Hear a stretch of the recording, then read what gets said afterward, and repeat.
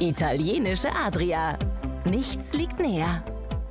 Friuli Venezia Giulia, Veneto ed Emilia Romagna, la riviera adriatica italiana, niente di più vicino. Un vero e proprio invito che il governatore Zaia da Jesolo, Bonaccini da Cesenatico e Fedriga da Lignano rivolgono ai turisti tedeschi che rappresentano storicamente un importante mercato di riferimento.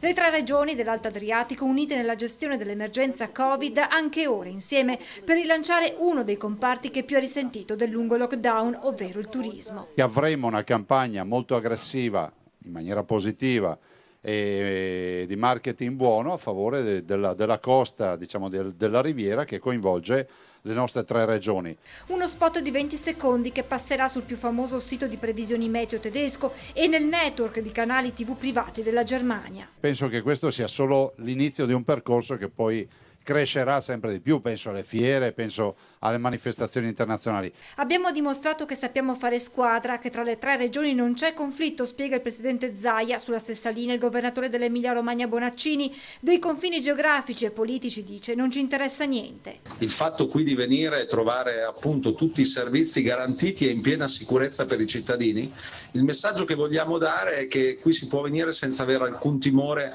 di contagio. Il messaggio da far passare è che qui non si viene solo per fare delle belle vacanze, ma per fare vacanze sicure, aggiunge il presidente del Friuli Venezia Giulia Fedriga, che coglie l'occasione per togliersi qualche sassolino dalla scarpa a proposito dei corridoi turistici. Quei paesi che sponsorizzavano i territori turistici con la Germania, escludendo i nostri territori, oggi sono paesi che stanno vivendo la crisi pandemica in modo estremamente più preoccupante rispetto ai nostri territori.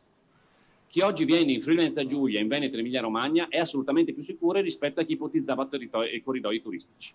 L'accordo tra le tre regioni ha una durata triennale. La volontà però di Zaia, Bonaccini e Fedriga è di rinnovarlo guardando anche ad altri nuovi mercati, perché la riviera adriatica, dice il presidente del Veneto, diventi la nostra Costa del Sol. Magari se un giorno si arriverà anche a pensare a un format comunicativo che sia unico, anche con un marchio unico, cioè non ci vedo nulla di dannoso.